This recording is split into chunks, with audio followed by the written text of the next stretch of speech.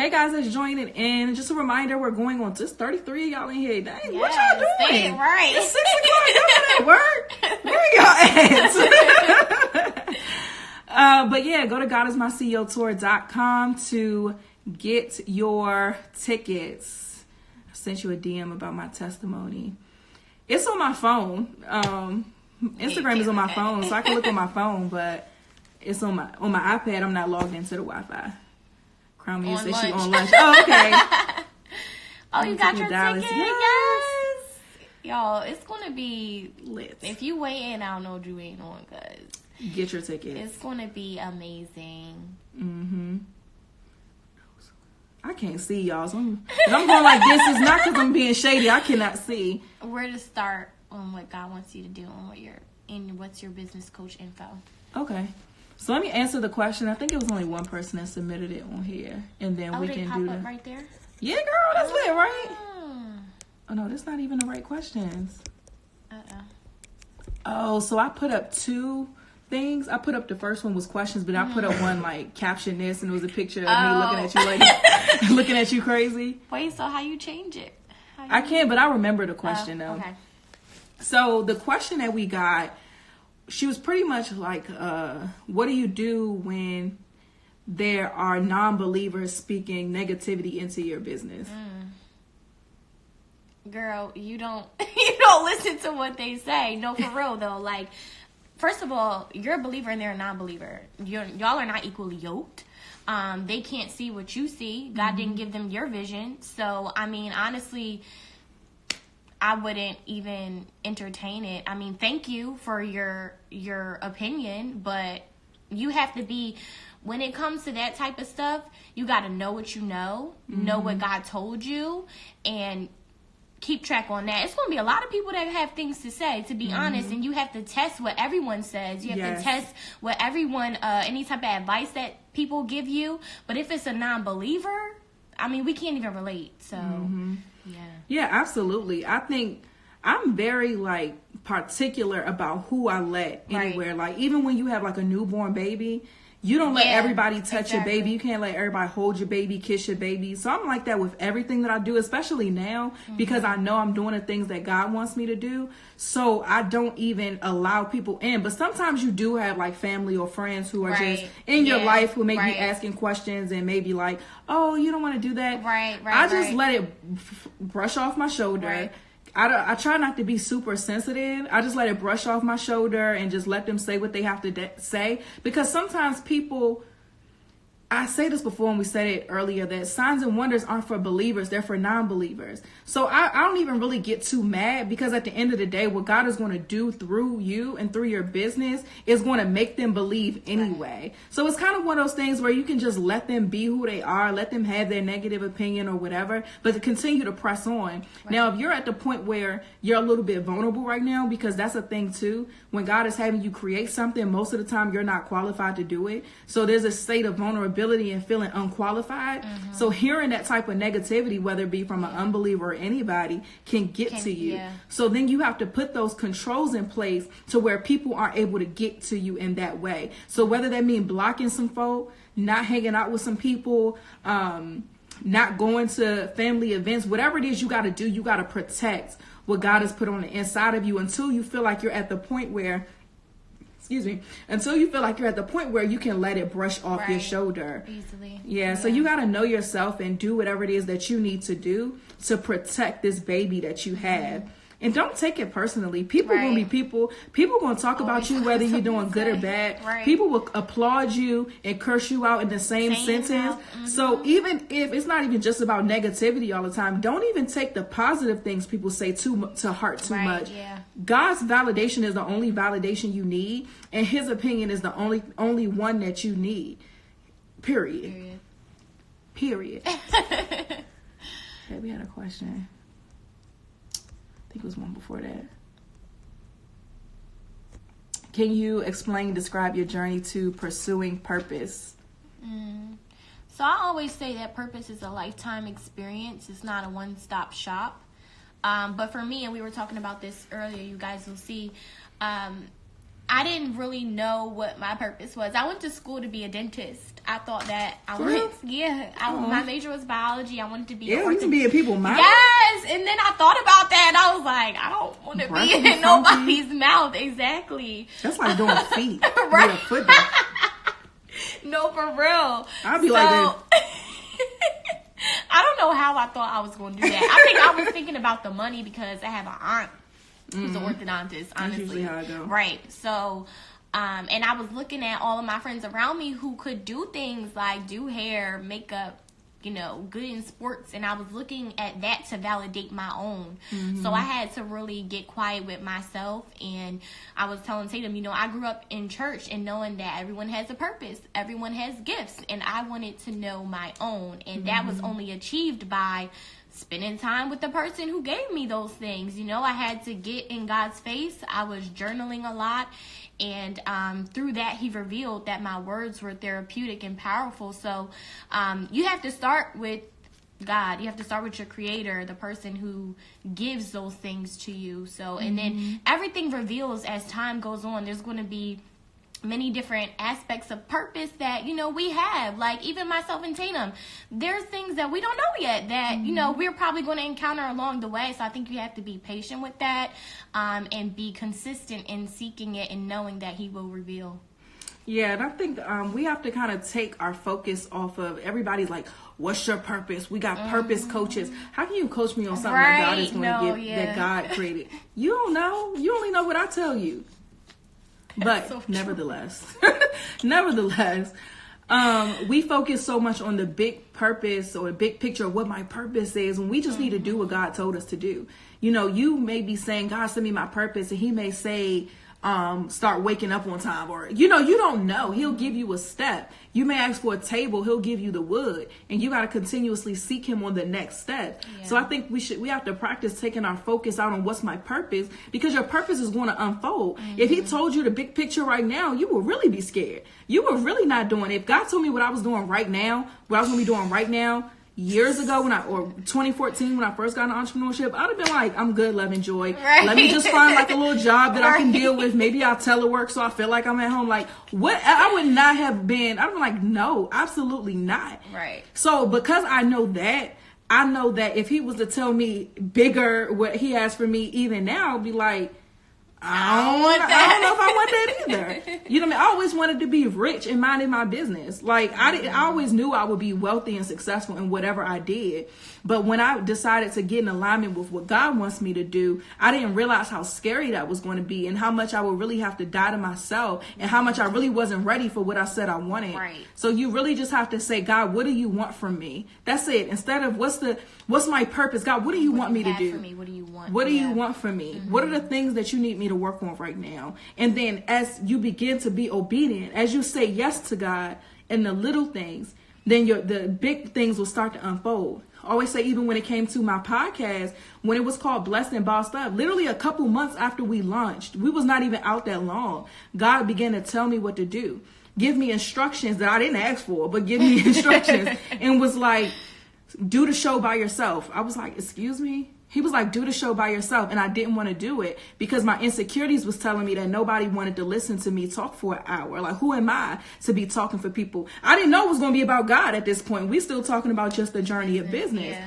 So he didn't give me context. He gave me instruction. So he said, do the show by yourself. And I procrastinated. I got all the confirmation in the world, and I continued to procrastinate it. Then eventually I sat my co-host down and I said, hey, we can't do the show together anymore. She asked why. I really ain't know why. I was just like, I just don't think we need to do this. I didn't say, God told me to do the show by myself, because I never want to taint anybody else's perception of God. Like, I don't want nobody else to be like, God told her to cut me off or to stop doing the show with me. Like, why would God tell her that? Or God ain't tell her. It could go to so much. So I'm like, I'm going to be a big girl.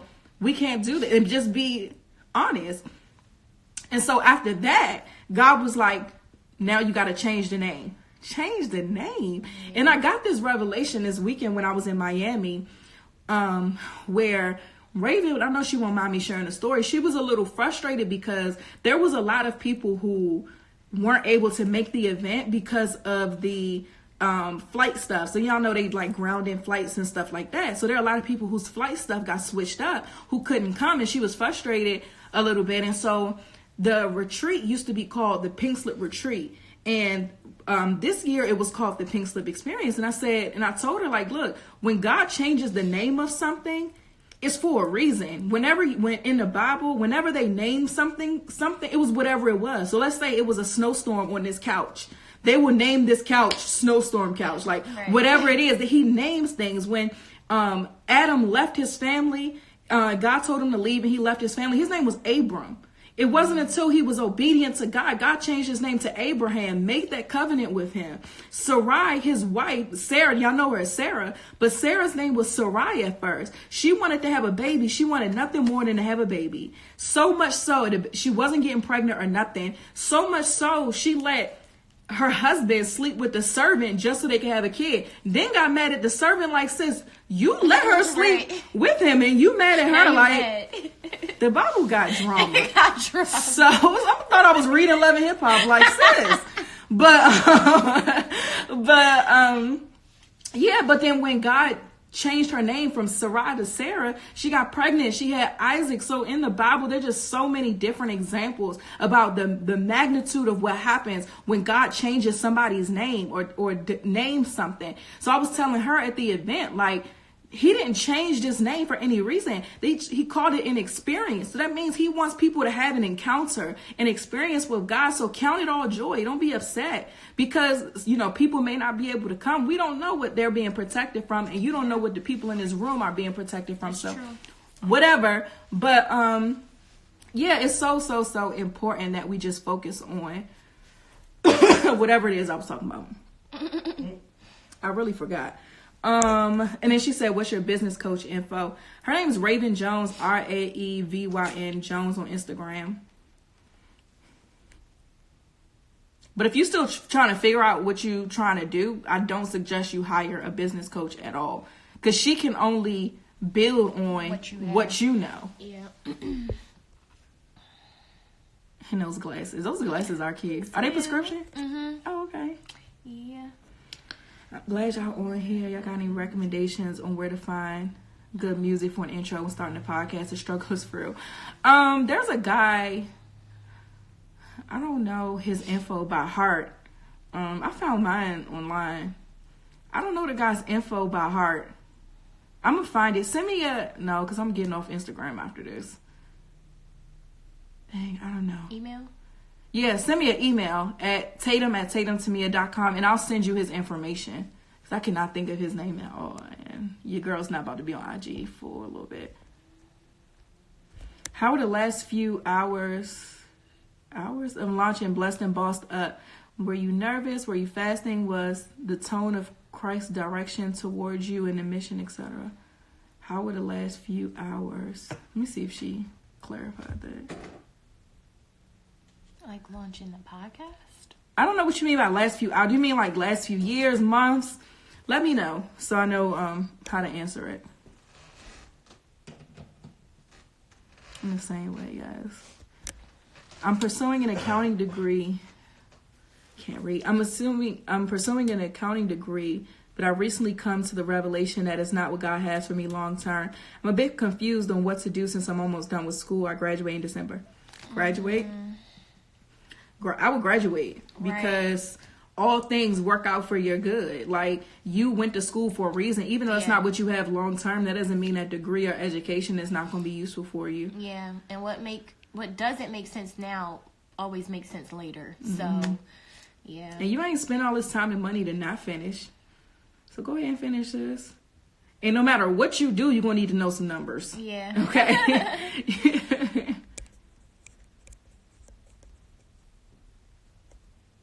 Almost did that. Wow. I don't even remember what. My memory is trash. Girl, you and me both. I'm like, what? I don't even remember where I was going with that. What if you have a path that was created for you, family business? You've been there. However, you recently began to feel like there's something else for you. Get before God. Yeah. Fasting, praying. Fasting and praying. Fasting and praying. Fasting and praying. You said it's a family business, so your folks did right. by leaving you something. You know, I pray like my kids and my children's children will have something that I created for them. But if God has something else, my job was to leave it to them. So if God has something else for them, I know I wouldn't mind if they did whatever God told them to do. My job was to just leave them an inheritance. So if I were you, I would really not let the pull or the pressure of the family that wants me to continue with the family business take away from God's plan, because then you're being disobedient. And your number one priority is to please God, not people, not your family, not anybody, not yourself. Your number one goal in life is to please God. So if I were you, I would really fast, pray, maybe take some days off from the family business and really get before God to figure out what is it that he wants me to do. Yeah, and that answers that, because she said they feel like she's being selfish and ungrateful. Oh, for real. You're not being selfish or ungrateful whenever you're trying to do what God wants you to do. Right. And anybody that makes you feel that way, distance yourself. Because it is a vulnerable space when you're doing something new. You're stepping out on faith. You're doing something that's going against what you may have otherwise done. So it is just this funny little spot to be in, but you have to press through that. Right. And it's unfortunate that, you know, it's family, because, you know, those things, they can get ugly. Tricky, you know what I'm saying? Ugly and tricky. So, but you know what God is pressing in, you know, into you. So I would definitely go into prayer and fasting about that. Mm-hmm.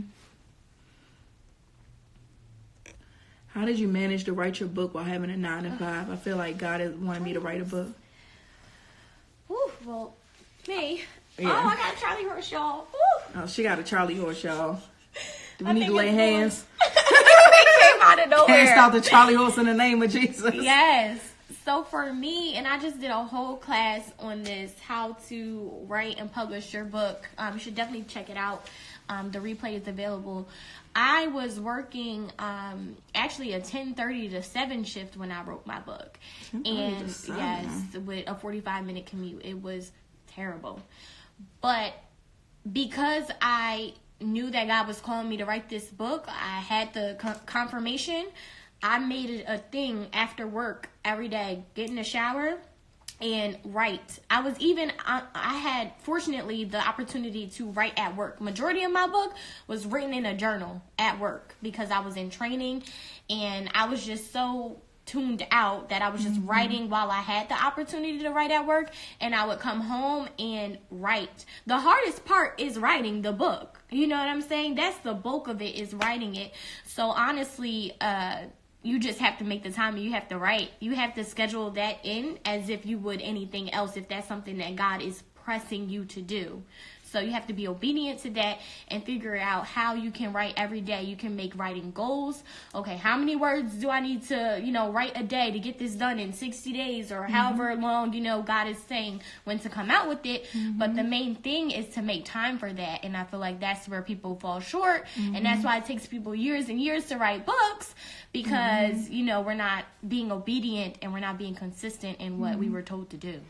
Yeah, anything you want to figure out how to manage, it's just about taking a look at your priorities, prioritizing, and then making it work. If you got to wake up a little bit earlier to get it done, then that's what you have to do. So if I were you, I would just look at everything I have on my plate, factor in all the time, including time to commute.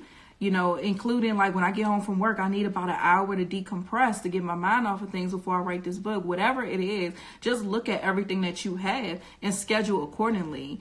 I know when I wrote my book, I was working for myself full time. I wasn't in a 9-to-5, but I still had other responsibilities. And even now, I'm writing my second book, and I still have other responsibilities. And this book is big. Like, this book is going to be way bigger than the book I already did.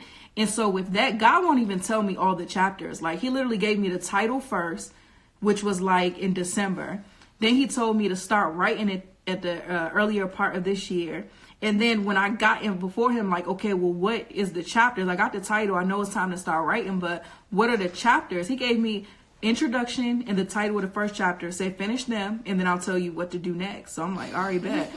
But when it comes to writing for me, I got to set aside time. Also, understand, it's good for you have to understand how long it takes you to do things, because that's going to help when scheduling. Right. I know that it doesn't take me long to write 1,000 words. Yeah. So if I just time, and what you can do is just time yourself. Just write and time yourself. And then let's say set it for like an hour and just write. After that hour is up on your timer, look to see how many words you have. So now you know I can write, let's say 5,000 words, whatever, in an hour. So now as I'm breaking up the time, or I'm breaking down the book and how I'm going to do it each day, I know that, okay, I'm going to set aside an hour 3 times a week. And I know that by the end of this week, I'm going to have 15,000 words. So it's a lot of things is a numbers game. Time is like a budget. It's like money. You get 24 hours in a day. Budget it accordingly. Figure out what you got to spend money on, spend time on, and you budget it accordingly. And don't try to don't try to rush yourself. Right, yeah. Like, that's good too. When it comes to this book, I'm glad he only gave me the first chapter because I'm not in a rush. He didn't tell me when this book needed to come out, so I'm not in a rush to get the book done. Also, based on the title, I know for a fact that it's some things that I got to get done before this book can even come out, because the title ain't true. Yeah, you know what I'm saying? Like, the title is like, bro, what? So yeah, it's those are some things to really think about while you're doing it. And I know too, I don't like doing the same thing for a long period of time. Yeah, I get bored so fast. Yeah. So 1,000 words is all I'm really finna push out in a day. Yeah. Because I'm gonna get so tired of doing it, I'm going to start getting distracted. And then it's easy enough to where I know, all right, let me just push this out and then I can go move on to the next thing. So, yeah. We love listening to you talk for an hour. Well, thank you.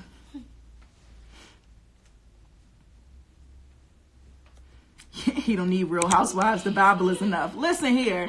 If they made a movie of some of the stories in the Bibles, we'd be like, oh my God, right. Dang, this is what's going on? Right. We'd be like, oh, they was tripping.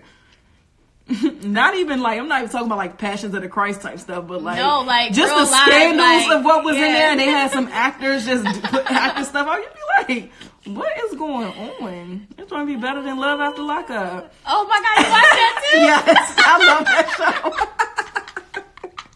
That show is so ridiculous. It really is, but it's like, I'm like, yo, what? It is so good. And they so shady because they knew that man was dating both of them girls. And they had it set up, and it would be like him and then the 2 girls. And then it'll come up, okay, whatever his name was, and Megan. And then it'll go to like their little stuff. And then it'll come up be him and Sarah. And it'll go to, they was disrespectful. Oh my God. I would watch that back and call production like, for real? Right. This is what y'all was doing? Really? So y'all knew the whole time y'all was hanging out with all of us? Right. That this man was married to her and engaged to me? Are you serious? Trash. And locked up. At that. That is so funny. Oh my goodness.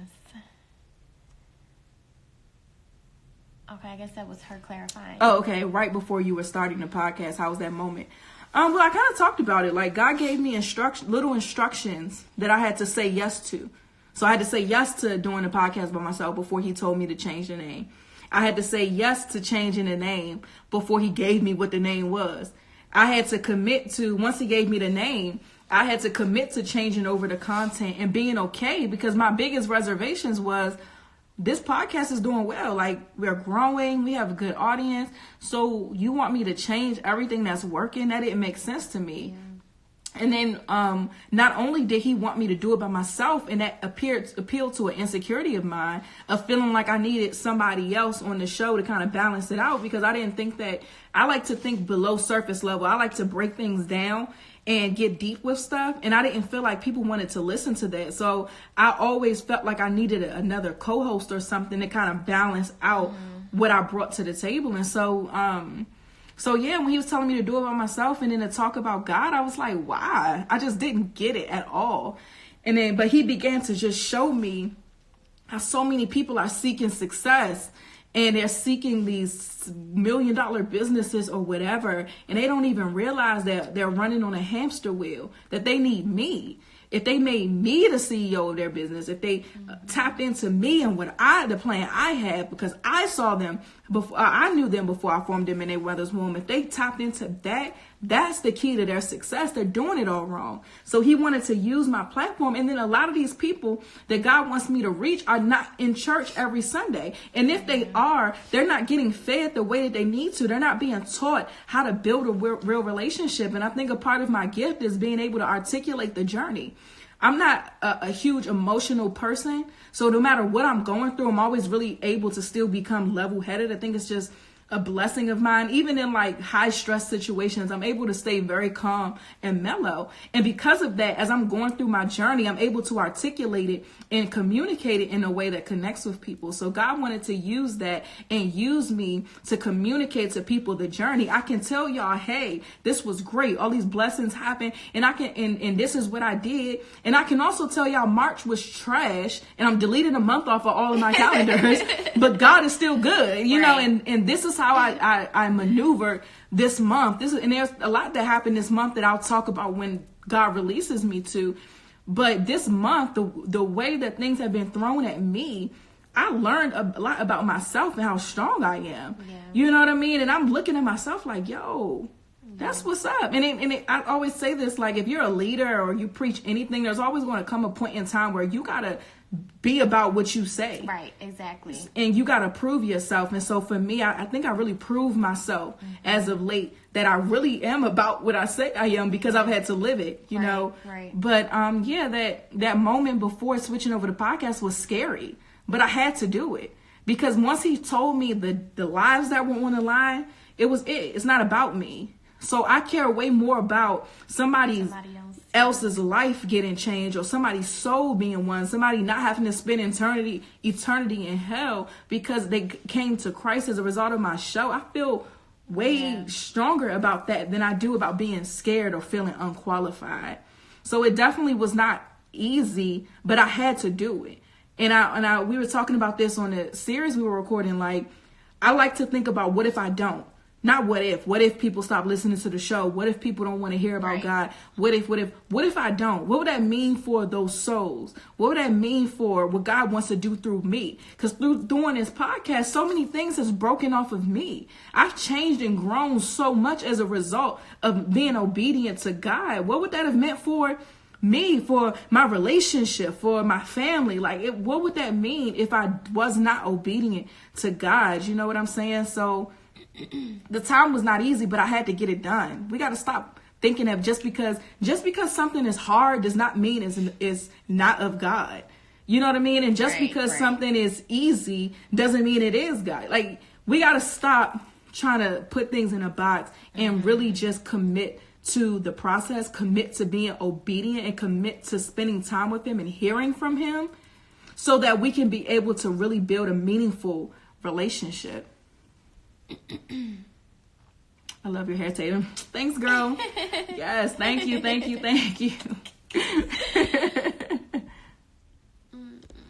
I'm not even working in the field that I went to school for. However, I do believe like God is preparing me for something great. Yeah, I can totally relate. My undergrad degree is in PR, and I'm about to have an MBA. MBAs don't teach you how to be entrepreneurs. They teach you how to be C-suite employees. So while that's not necessarily going to take my business, is what I'm doing right now, to the next level, but that level of organization and the things that I've learned there are going to be able to be applied, even with PR. A lot of the things I do, like, I see people on social media talking about everything. And I've been telling my friends, like, hey, be quiet. Like, everything does not require you to chime in on. Yeah. It's a hot topic every day. So you really finna spend every day talking on these hot topics? That just makes you look silly. That makes you look like you ain't got nothing to do. And I know you got stuff to do. So get off the internet and do the things that you have to do. So even from a PR perspective, that I apply that here all the time. And some things I do not talk about specifically, because I know that the perception of that can get twisted. I know that it can cause more harm than good. So just even that education, while I'm not anybody's publicist, that frame of mind helps me a lot with what I do, because PR is nothing but managing publicity and the public perception. So yeah. And she ain't a dentist, so.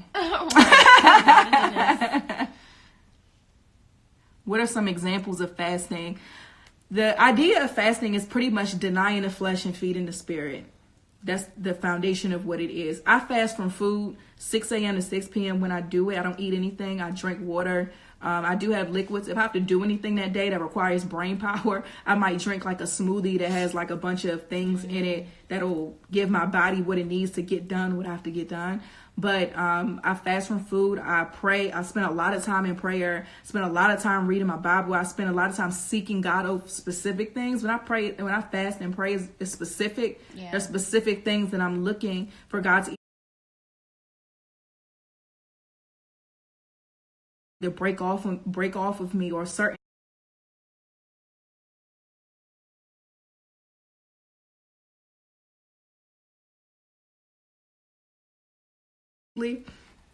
So I spend a lot of time,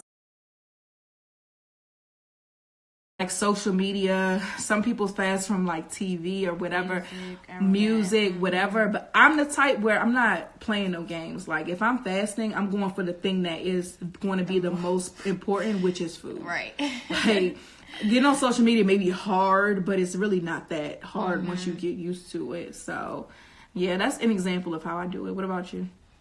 Pretty much the same, and I've grown, fasting for me, I've grown so much with that, because in the past, like, I'm gonna keep it a bean with y'all, like, it was not really, a bean. It was, bean. Oh, that's Jersey talk, I guess. That's like, that's keeping it 100. Oh, okay. That's like a bean.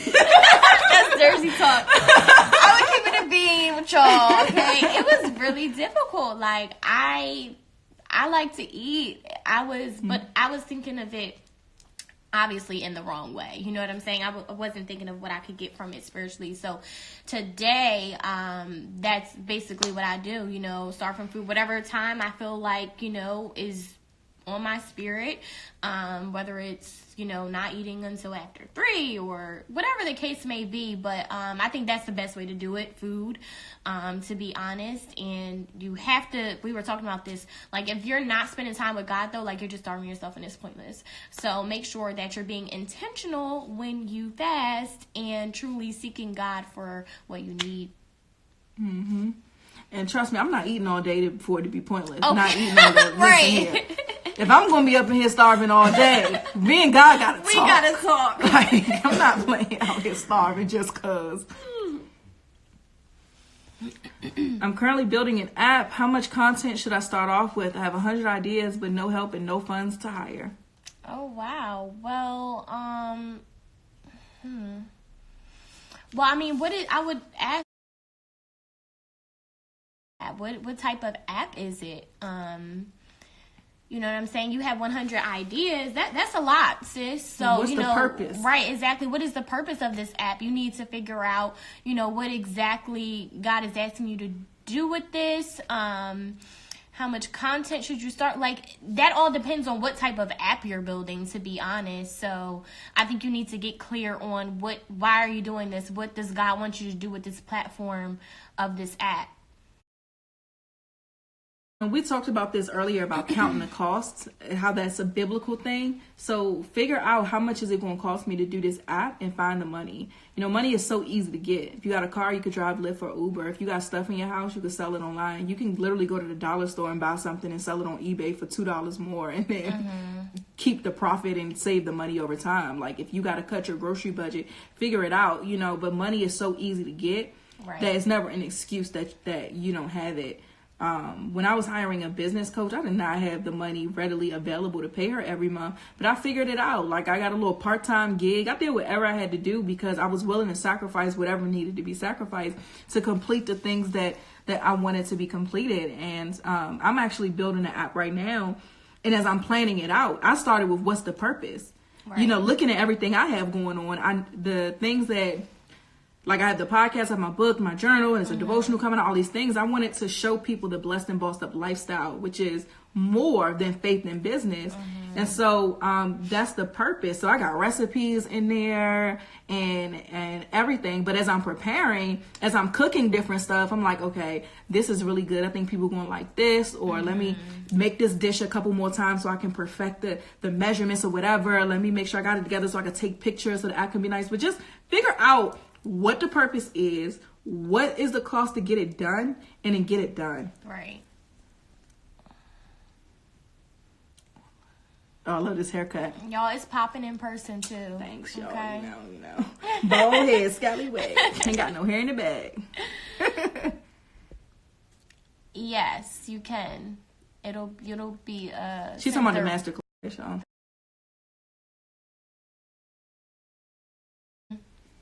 Where is it? She was.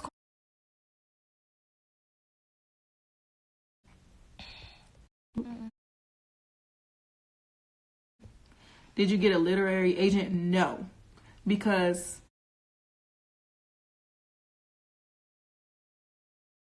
society where you can really be direct to consumer, and I'm not a fan of giving nobody no percentage of nothing without. I'm not a stranger to hard work. I don't care if I got to work a little bit harder. Over time, I'm going to collect more money. Right, and God already told me people are going to approach me to try to be an agent or to give me a publishing deal, and don't take it. And you think I don't care how much money you throwing at me. God said don't take it. I'm not taking it. And and especially if you haven't proven yourself to be a best-selling author or whatever, if you haven't, or if you're not a celebrity, if you haven't proven yourself to be able to get have a lot of influence over a large amount of people, they're not going to give you a book deal that makes sense anyway. And if you are, you might as well put it out yourself anyway, because you keep more money. Unless celebrities, you may not have the time to really write it, so somebody else or the agent finds you a publisher.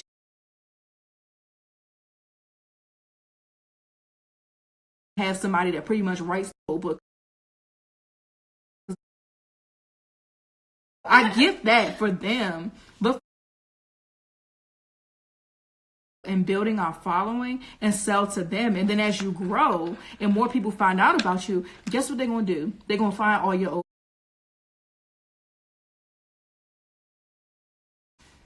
and they'll keep spending money on you, and you'll keep keeping the money. So unless somebody is really bringing you something that's worth what they're taking, because I do believe that 100% of zero, or what is it? What's the phrase? I forgot. But I do believe in having like giving up percentage if that's going to make you a significant amount more. I'd rather have 80% of a $1 billion company than 100%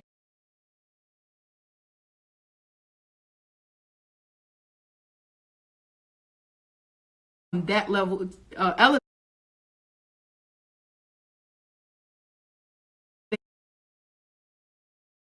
You money for nothing.